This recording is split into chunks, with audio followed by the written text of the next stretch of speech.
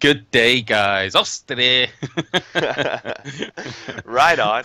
Welcome. This is a new show. I have a couple of episodes lined up, and I hope to do many more of these where we interview just random, really cool people. We're starting off the series with a lot of retro gaming YouTubers, and this is a special one for you, Simply Austin. I do not know Simply Austin very well, so this was actually one of my first in-person talking face-to-face with him, and what a great guy. Some really cool insights. We talk about his YouTube channel, growing up with retro games, the retro scene now, and then we get into some philosophy there towards the middle and end. So I hope you enjoy this, and welcome to the show.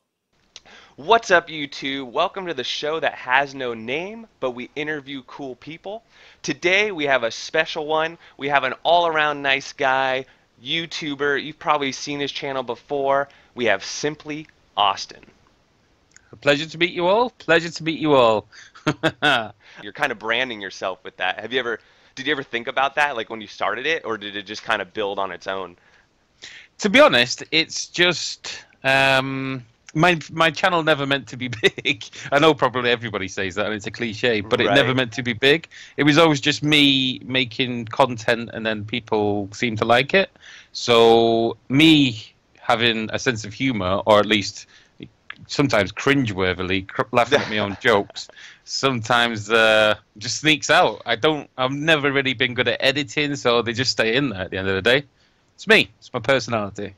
Wow, you mentioned editing. I mean, I have to say your videos are pretty cool. Like you get like a lot of cool cutscenes. You have like arcade machines and like Street Fighter and all these HD games that you're mixing into the audio. So I'd say you do a pretty good job of mixing. But I mean, then again, I mean, has that come a long way from the start? Yeah, definitely.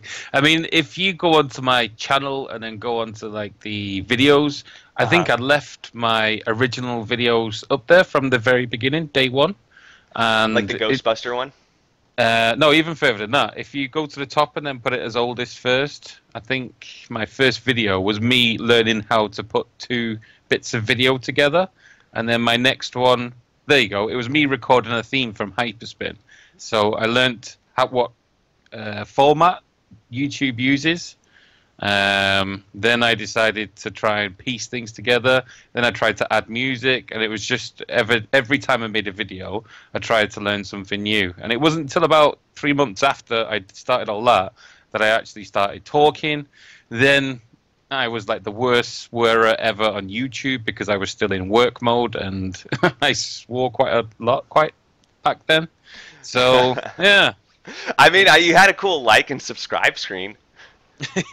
yeah, yeah. It's I did used to be a graphic designer many years ago. It's nothing Wow. like it is today. It was old school graphic design. So I do, in theory, know how to make things hopefully look kind of good. Yeah. It's just the fact that what's in my head sometimes I can't translate onto the screen or onto whatever it is I'm trying to do sometimes. So you were talking about, how you didn't even, kind of took the humble approach. You were like, I didn't, I just started this as fun. I didn't even really want to get into this. And so you started according to your channel description, and I think if you go to the about page, it kind of tells a similar story. I bet you when you probably wrote this back in the day, right? Your channel Yeah, description. I can't even remember that was written, to be honest. Yeah. In 'Cause- fact, yeah. knowing me, it's probably a cut and paste from somewhere else, and I've just changed my name, so it's probably got nothing to do with me. Oh, really? Okay. When did it start to take off? Like when did you hit 1 million? And tell me about like how it grew. Was it like exponential or pretty gradual? Or tell me about the last couple years. It was the reason why I started making the content was these hyperspin drives, people knocking them out pre-configured. Yep. Some people were making a lot of money, and I've got no qualms on how people make money at the end of the day. Yeah. But I think somebody bought one. They asked me to fix the drive, and I said no because I haven't got time. I tried to, but I Yeah. will do. Anyway, they gave me the story, and it broke my little heart. I know it sounds like some kind of sob thing and little tiny violins playing everywhere, but some kid wanted one for Christmas, and their mum and dad spent 500 quid of one, 500 quid on a hard drive. Couldn't believe it. Anyway, he got it sent out. He put it in there Christmas Day, hoping to get all his games that he could ever dream of, because for some reason he loves retro gaming. And there was nothing on there, or at least nothing that would work. And he tried for months to try and get it to work. 500 quid down the drain. And so finally I said, give me the drive, we'll sort it out. Then I looked further into it, and more people were doing it. People were getting ripped off. Then I peeled back all the layers. It's so corrupt. There's so many people doing shoddy things over there. Like I said, This isn't about me complaining, making money off the scene. But if you rip people off, especially kids, that's what made me start what I started doing. That's cool. That's cool. Yeah, I've mentioned this before in my videos as well, which are some of my best performing videos are when I have a problem with a product or a customer service and I'm complaining, and those videos tend to do really well. But I mean, I think that because maybe my intentions were clear, kind of similar to your story, that because you had such like maybe a vendetta, or whatever, you turn all that negative energy into this positive. So maybe it's like the force, right? Like the negative into the positive. Yeah, I harnessed it. It was all within my fists of harnessed steel. There's all sorts of games and systems, right? And then it's always these ebbs and flows. But what do you think about retro gaming in general? Do you think it's on the incline, decline, or kind of just stagnant? I don't think it's ever changed, to be honest. I mean, retro gaming to me, it's evolving so much. I mean, where do we draw the line at retro? I mean, even if I ask my nephew now, let's say I talk about a 360. I mean, for me, in my head, that was like a couple of years ago or something. But in his world, that's old stuff. Don't touch that anymore. That's retro to him. So it's all from the perspective of the person who's actually talking and involved in it.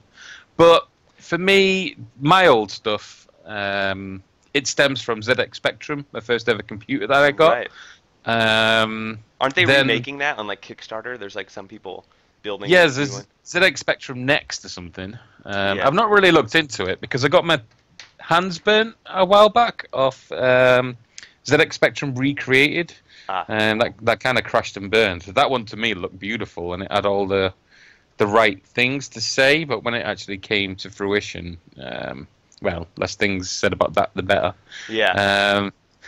But yeah, I loved the ZX Spectrum. That was where my core and my home computing came from. Then I moved on to the Master System. I'm a Sega fanboy all the way through there. Yeah, Nintendo wasn't that big in the UK, or at least it wasn't on my estate where I lived. Everybody had a Master System. Yeah, Mega Drive after that, and then I started onto PC for a little while.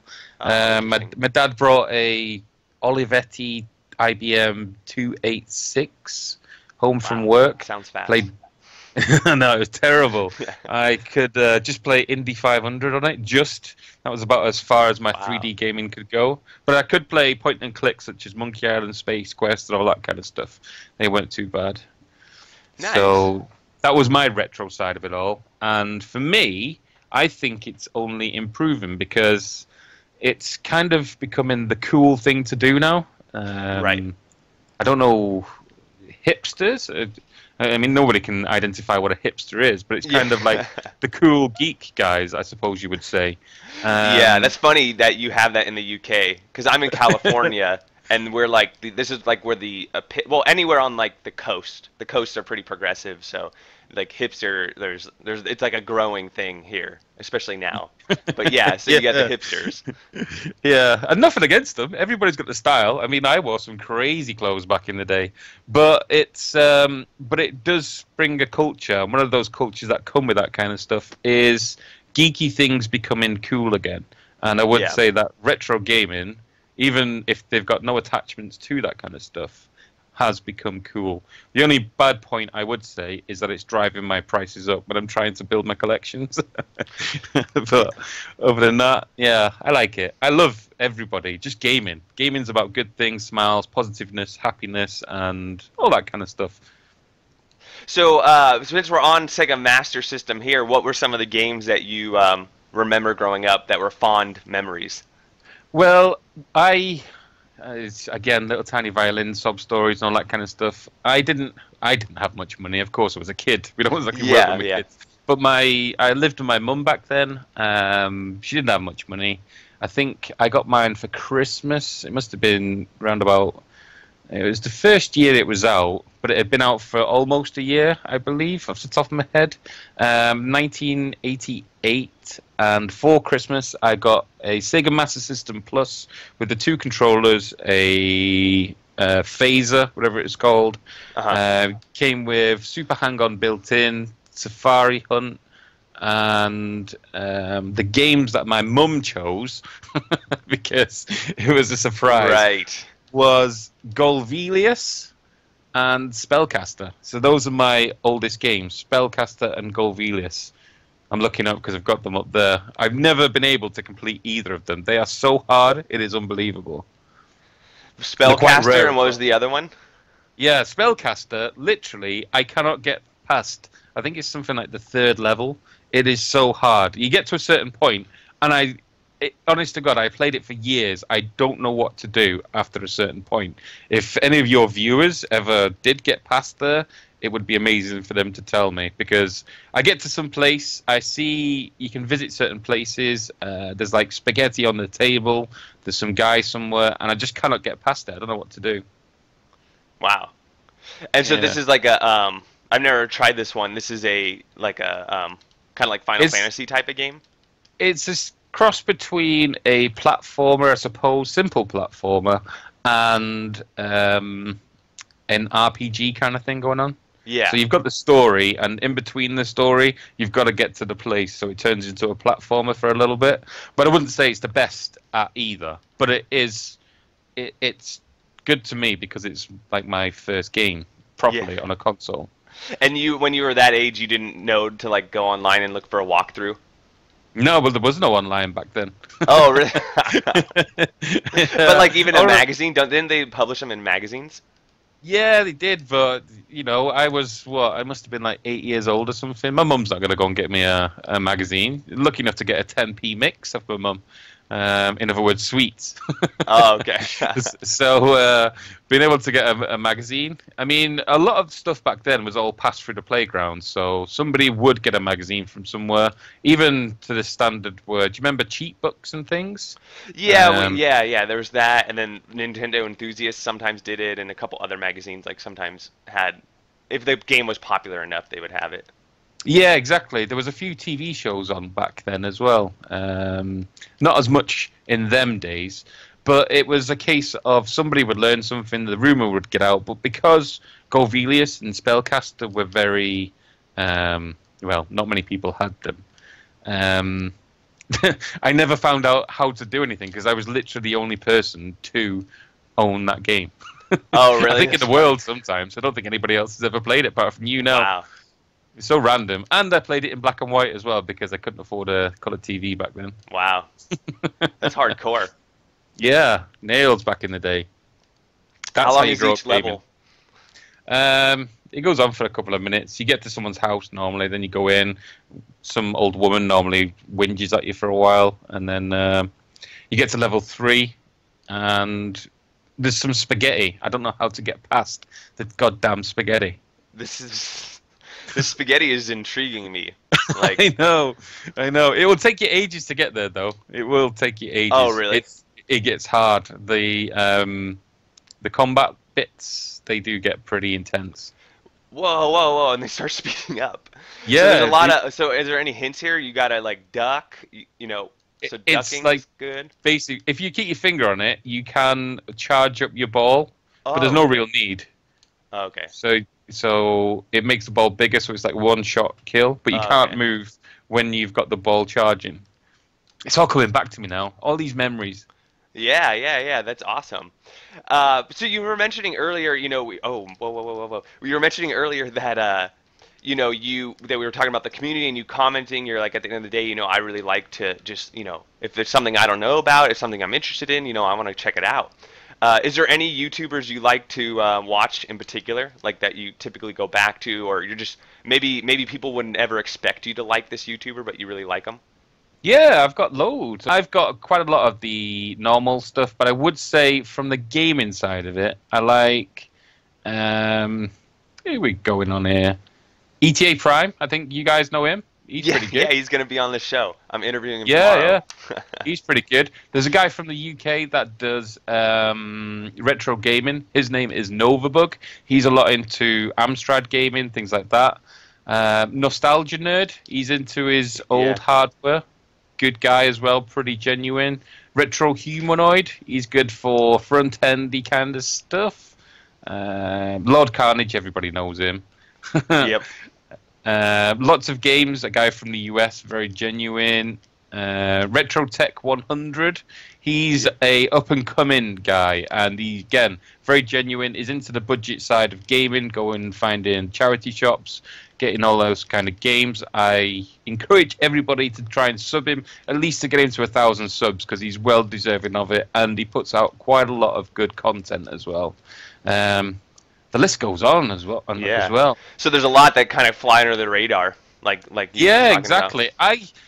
It upsets me sometimes. Steve Bedway as well. I've got to give a big shout out to him. He's really good. About. Oh, right on. Yeah, there's a lot of people who I think when I go there, I think, oh, this guy must be big, because that's the kind of aura they give off. Not Yeah. from being, self-important or anything like that, but from the quality of the content, the interest level that I've got into the productions that they do, just being all-around genuine people. And YouTube algorithm sometimes doesn't do genuine YouTubers justice. It kind of True. overlooks some of the good people who should and do deserve a lot more. Is this the spaghetti here? There's a small spaghetti stand here on the Yeah, road. you'll go to the spaghetti and then you'll speak to some dude next to the stand. He'll send you on a quest somewhere else. And then it'll become like a loop where you have to keep on going back. And for some reason, I don't know how to get around the loop. So you were saying about the YouTube algorithm, how it doesn't, it doesn't do justice to some of these YouTubers and stuff. So can you speak anything into the algorithm, or because I mean you seem to be doing really well with it. What's been your experience, and so can you explain really easily for the viewers that don't understand why do some channels have a really hard time taking off? I would say, 9 times out of 10, I'm no professional at any of this.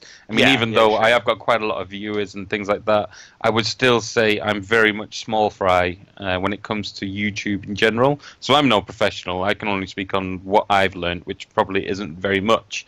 But I would say YouTube likes content. It's a silly thing to say, but you're never going to get new people. You're never going to get people watching unless they've got something to watch. So you were mentioning, we were talking about emulators, and you're like, I own these games. So tell me about your collection there. I can see some of it behind you. Do you have any complete sets?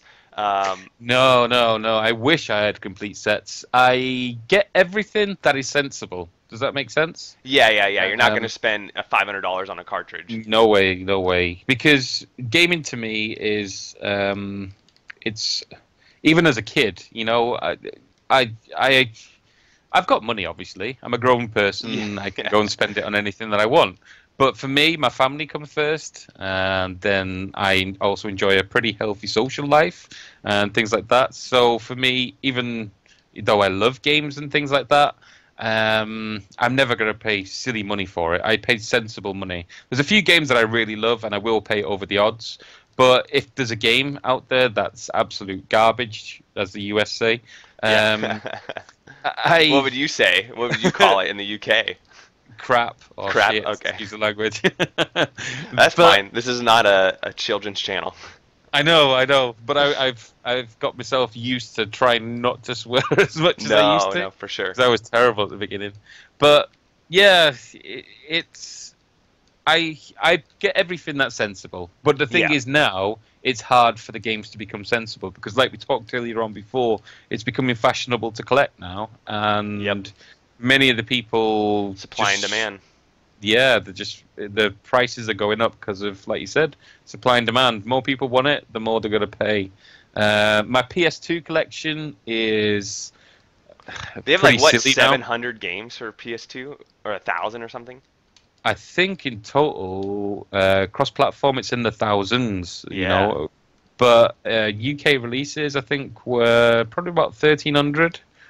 Could be wrong on that. I'm nowhere near that level, but I have got a silly collection. Um, it's, you know, I don't want to play Barbie, so I'm not exactly going to download. I'm not exactly going to go out and get myself Barbie from Yeah, the shop. sure. So I get games that are sensible, and obviously games that I will play.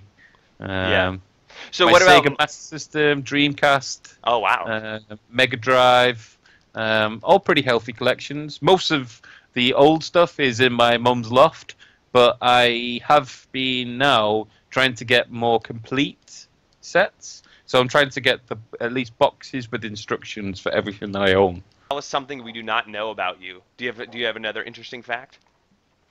Um, well, I suppose my life is like some crazy little escapade all the way through. I Oh really? was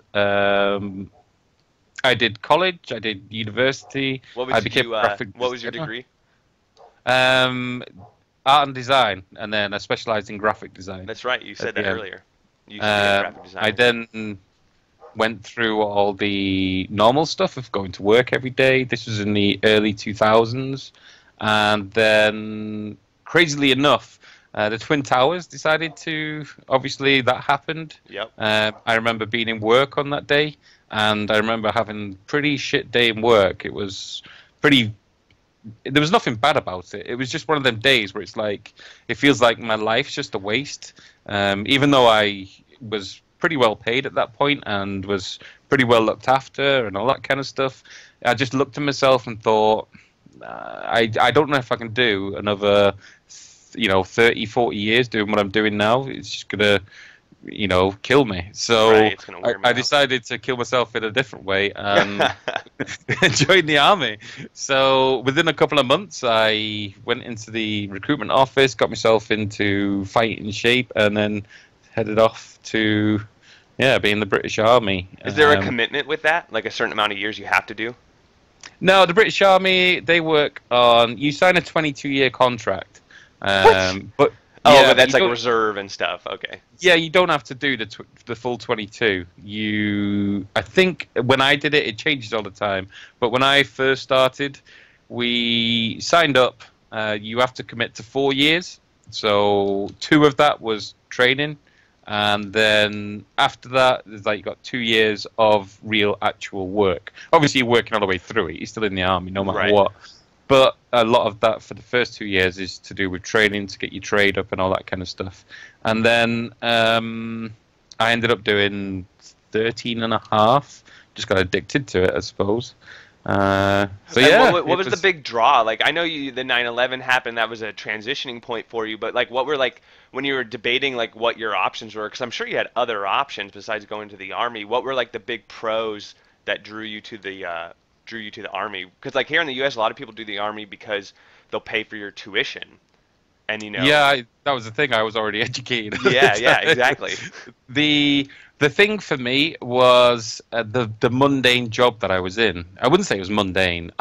When I first started it, I had so much love, so much passion, and everything. Because I don't know how crazy this would sound, but I was a graphic designer, but I did it out of the love of graphic design. Yeah. I, for some strange reason, wanted to be somebody who would make somebody else a lot of money with advertisements, with ideas, with crazy thoughts, and then sell their products. Not obviously physically myself, but with my advertisements and with what I make.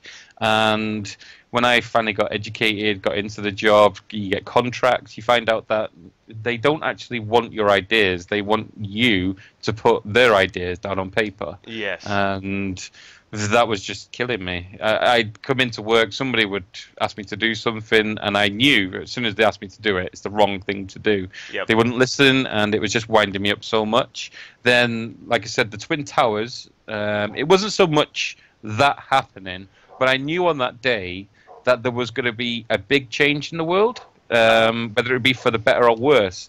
And for me, I've always wanted to experience real life. I like real life, being in situations where I'm experiencing life at its fullest. And as crazy as it sounds, I wanted to be in a position where I was in real life, something that people would only experience in movies and things like that, things that we've only read about in life, whether it be for the better or the worse. I thought that that would change me and it sounds cliche, but make me into a more fuller person, well-rounded, and yeah, just Interesting. yeah. Yeah. I thought it was a once-in-a-lifetime thing to do, and I didn't think I'd have that opportunity ever again. And for me to experience life at its most rawest like that, and to try and help people, I'm no fantasist. I know that I'm not here to wave my flag of my country and everything. I love my country and all that kind of stuff. But I wasn't doing it out of the love of all that kind of stuff. Right. It wasn't a patriotic thing. Yeah, I mean, don't get me wrong. I'm very patriotic to my country, but the me joining wasn't for that. Yeah. It was to be part of a team. It was to be with my mate next to me, both in the craziest situation that you could ever think about, and to experience it together and come out the other side because we're together. Again, sounds so cheesy and cliche. No, I know. No, but that's actually a big deal. Like, I have some friends in the who are police officers, and it's a similar thing. Like, it's like, well, I'm saying brothers because it is primarily male, both in the Army and law enforcement, but they call them brothers, right? It's like you go in and you become brothers. Like, you are now one, and they're your blood, and you always look out for each other. So there's a lot of that involved, and it's real. The whole thing of they become your family, right? Yeah, exactly. At some point in your career, it becomes less about the bigger picture and becomes more about being part of your little team. Of course, there is a big picture involved in it, and the end game is dictated by people which we have got no power over. It's all political and passed down through different chains. By the time it gets to you, you're just the person who makes the magic happen. But sometimes it's good to be in a position where it's almost impossible to make the magic, but somehow you and your little mate, you get through and magic's been done. The little spellcaster. Right with on. the pun before. So do you believe in so that was like a defining moment for you was 9/11. Do you believe in like coincidences? I'm not saying so much about like fate where like you were destined to do that, but like coincidence, do you think that was a coincidence? Like that was, there to trigger that? Or do you think it was more of a random event that and then it just kind of played out that way? I wouldn't say it was always on the cards. I mean, we could have all get I can't even say the word now, philosophical. Yeah. About it all. I don't think everybody's got their plan set in stone. I don't think that everybody's got their own fate. Yeah. But what I do believe in is karma kind of thing. I do believe if you're a positive person and if you do positive things in your life and you try and help people, even when you are at your lowest and you probably haven't got the money to help people or you haven't got the emotional, attachment to help people or anything, then as long as you stay positive and at least try your best to help other people, then I think that will then come around and you will benefit from it. So although you are giving your all and everything to help people, at some point it's kind of being greedy. And I'm doing it for an end game because I know that I'll reap the rewards in 10 years' time. Yeah. I'm not saying financially, but I'm saying, how could I say, metaphorically? Not metaphorically. It's like but in karma, my mind, right? I would be, exactly, karma. I'd be more complete, knowing that I can sleep easy, that I've done good today. And being able to compare your life to somebody else. I mean, even when I go to some of the worst places at the time and I think, Jesus wept, I don't think this could get any worse for these people. Then a couple of weeks later, I'll be somewhere else and it's like, Jesus, it's just getting even worse. But yeah, this is the way life is. It's always about the yin and the yang. Totally. Spoken like a true Zen master. Okay. Yeah, like a wizard. So here we go, the lightning round. These are really quick questions. It's one or the other. Okay, you ready? Yeah. Go Coffee fire or away. Tea? Coffee. Oh, see, I thought you'd go the English route there. No, I need my pick-me-ups in the morning. Okay. Do you do energy drinks? I wouldn't say I was addicted to them, but when I was in Europe, stationed over there, it becomes a very 24-hour drinking culture. So I would literally only go out at midnight and then come home from drinking about midday the next day. And Oh, wow. without energy drinks to mix with your shots, that's the only thing that will get you to the next day for dinner time. Wow. It's a lot of Red Bull and vodka. Yeah, yeah. But after doing that for many years, I found out that it kind of it rots your insides quite badly. Oh, yeah. So now, although they do the job and they do it very well, I tend to kind of bypass them. Okay, okay. Fair enough, fair enough. What is your drink of choice now? Alcoholic? Alcoholic? Oh, I go through phases. I like a good brandy if I'm being very intellectual and somebody's bought me a nice bottle. But I'm normally anything to do with shorts, really. So I drink a lot of vodka, a lot of gin, brandy, whiskey. What's your go-to vodka brand? It's Smirnoff mostly. It's the Okay. most. Yeah, it's. I know what I'm getting with Smirnoff. I know. I mean, it's middle of the road, right? Yeah, exactly. It's like the Coca-Cola of the alcohol world, isn't it? Yeah, Yeah. and It's not the they best. distribute everywhere, but you can get it at almost every bar. Yeah, I know what it tastes like. Obviously, it's vodka, but I know what I'm getting when I have it. Sometimes, if you go to dodgy bars, I can recognize a Smirnoff bottle anywhere. So hopefully, as long as nobody's been pouring drinks into the wrong places, then I should be drinking Smirnoff. But if I've got a bit of going out there and I feel like I'm a millionaire for the weekend, then we'll have a bit of Grey Goose or Russian Ooh. Standard or something like that. Nice. Yeah, Fancy. I do like my alcohol. Nice, nice. So there you go, YouTubers. If you want to donate some liquor to Austin over here. All right, books or movies? Movies, Pepsi or Coke? Coke. Early bird or night owl? Um, I used to be a night owl. Now I'm an early bird. What time do you wake up? Usually about 6 in the morning over here.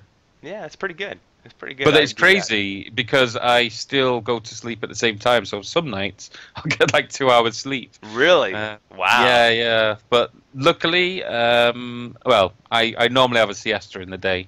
Oh, okay. How long is that? yeah. About an hour? For those Yeah, of you who yeah, don't know, an hour or siesta two, is a but- nap. Yeah.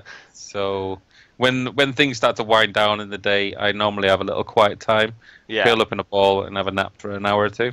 Nice. Chocolate or vanilla? Vanilla. Introvert or extrovert? Extrovert. Yeah, I can see that. Nintendo or Sega? Sega. All right, I knew that from our previous conversation. Mario or Zelda? Mario. Mario or Sonic? Sonic. Okay. Is there anything that trumps Sonic as far as iconic gaming character? Shenmue. Okay, all right, very cool. And I also like Gordon Freeman as well. Okay, okay, nice. Winter or summer? Summer, definitely. PC or Mac? PC. Do you have a iPhone or Android? Android. Okay, so all up on that. That's pretty typical for somebody who likes to, hack emulators and, program and things like that. Yeah. I do have a Mac. Well, I made a Hackintosh. I keep on meaning to make a video about it. But the last time I used a Mac before I made that one was in my college and university days, because obviously art is all around Macs. But back then they were completely different PC, I suppose, back then. Oh, so, cool. That would be cool. Yeah, You make that. it's very different for me. Cake or pie? Pie. Pie. What flavor? Well, for me, in pie, it's in the UK. A pie is normally a meaty treat. Sure. So shepherd's pie. Anything that involves any kind of meat. To be honest, I'm a So huge chicken pot meat lover. pie. Yeah. Yeah, Beef chicken, pie. steak Yeah. and kidney, all that kind of stuff. Beautiful. Kidney. Yeah, I'm not a fan of kidney. I would never eat it on its own. But in a steak and kidney pie with the right gravy, salivation. And gravy is also a different word as well, right? Like, see, I think of gravy as like the meat juices, but sometimes gravy could be like a tomato sauce as well, right? Over in the UK, for us, it is mostly meat juices with Okay. some kind of Thickener. Yeah, thickener. You know, like what you get at KFC with the gravy chicken stuff that Thanks they for make. Americanizing it for us. Thank you. Yeah, exactly. I've always got to think about the American side of everything that I ever say on YouTube. It's Yeah. crazy because otherwise people start kicking off or asking, "Why did you say that? What does it mean?" Yeah, yeah, yeah. No, totally. No, I get it. I get it. I get all the references. So, comedy or mystery? Comedy, Yeah. Boots or sandals? boots, Wine or beer? wine. Okay. I do like beer, but I have a crazy thing where I cannot make myself burp like most people. Oh, shoot. So I can burp. It's not like Yeah, I yeah, just yeah. But store it all so up. you get like a lot of pressure buildup. Yeah, yeah, and I can't obviously when you have too much, you can't drink anymore, so it gets frustrating. And when you're on these like 24-hour benders, it becomes a quite a chore to try and sit there for 10 minutes to try and burp everything back up again. So that's why I like the shorts so much Yeah, because yeah. There's no there's less to carbonation. drink. So no Yeah. champagne then either. Don't get me wrong, if someone gives me a glass, I'll drink anything, Yeah, yeah. but But no bottles of champagnes. no, I wouldn't buy Yeah. it. Crushed ice or cubed? Cubed Tattoos or piercings? tattoos. Okay. Do you have any? Yeah, I've got loads of crazy, terrible tattoos. Maybe you could do a video for your In fact, 100,000. somebody that made me get one for charity the other day. It's an owl of all things. Um, Can you put it closer to the camera for us? I don't know if it'll go there. There you go. Oh, there you go. Yeah. Some Oh, little that's kid. cool. Some little kid. Oh, it's Yeah, yeah, like the no, I opposite saw of where it. I'm going. Yeah, it looks like a guy flying, but I can see it now. It's on its side, so its head's over here. No, its Oh, head's there. yeah, yeah, yeah. Yeah, no. Some kid round mine had cancer, and the tattooist was raising money to give these owl tattoos. So yeah, I thought, I'll have a tattoo. I'll signify this kid's troubles with a long-lasting scar coloured in on my arm. Dang. So far this whole interview, like I'm wondering, like, do you have like a dungeon in your basement? Like you're such a nice guy so far. I'm like, what's wrong with this? There's got to be something wrong with this guy. But then you just Yeah, keep he coming is. out with He's all got these loads of really he's got nice loads of bad things. tattoos. Because while I was on these like 24-hour benders, I would then decide to go and have myself a tattoo, and then I get myself covered in tattoos all over the place. So I have got what they call shit tat in the UK everywhere. Oh, that's cool though. But I mean, I'm sure they give you good memories, and I bet they didn't hurt very much because you were so wasted, right, when they put them on.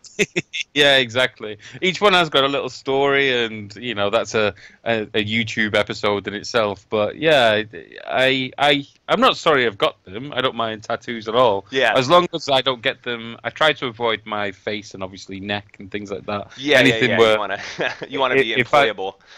yeah, exactly. If I'm wearing business, then I need to be able to put a shirt on and no one knows I'm full of shit tats. Yeah, yeah. No, for sure. That's smart. Smart move. Money or fame? Um, if I had to choose any, I suppose it'd be money. But I'm not really fussed on either, if that makes sense. Yeah, you're not really after either. That's something I noticed about our interview so far is, something that stuck out to me was you said this one line that maybe you don't even think you remember saying is, I try to have a fairly healthy social life. And I think that was very eye-opening to me when I was talking to you because, that's interesting to me that you're very conscientious of that you need to have this balance in your life of not just Yeah, gaming yeah. and I mean, work. You also you said I have a healthy social life. So you understand that it's important to have those connections with people and friends and things. yeah, definitely. I mean, only my closest friends and family know how geeky I am.